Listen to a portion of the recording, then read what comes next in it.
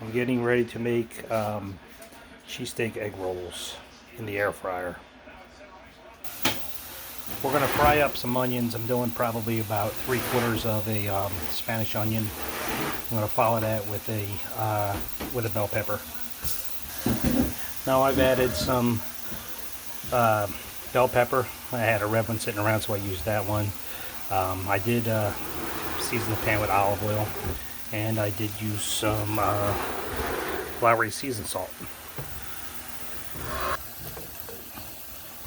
I would just mix them up and let them saute down. Give that nice smell of peppers and onions. And I apologize for the shaking phone because I'm trying to do 3 things at once. Make sure that your steak is not over frozen, so let it thaw out. Good place to put it while you're cooking the onions and peppers. Let it sit up there on the stove, and that'll thaw it out a little bit. Try not to use the microwave too often. Okay, now I'm going to start adding the steak. I got enough probably for roughly, I don't know, maybe about 2.5 good full-size half cheesesteak subs is what I'm going to use. And then while I'm using it, I'm going to be beating it down and using some sea salt and some black pepper ground. Alright, so let me start working on this. As you can see, I'm still working on the steak, getting that nice and good. I'm not going to put the cheese on until I put it in the egg roll wrapper. A lot of times people tell you to put it in as you're working on it, but I'm going to try it the other way. It's definitely looking good, and it is smelling very good. Just about ready to start with the egg rolls.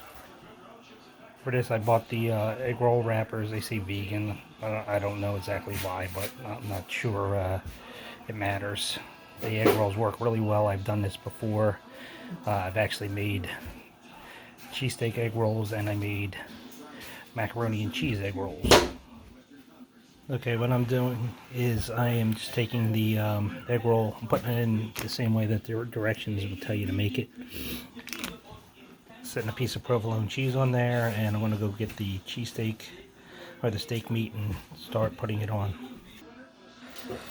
Alright, so I'm going to take just enough. I don't want to overdo it and overstuff them, because what will happen is the egg roll will pretty much explode.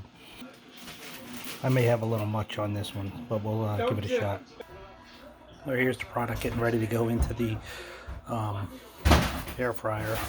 I actually made a total of 9. I'll be throwing the other one in there in a little while. Alright, I'm going to put it on 370 degrees for about 15 minutes.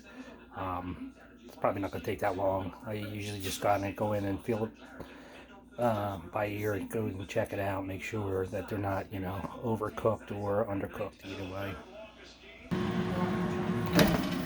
Now, this is about after 5 minutes right there. You can see it's starting to get a little brown. They're all intact and looking good. I'm going to put them back in for a little bit.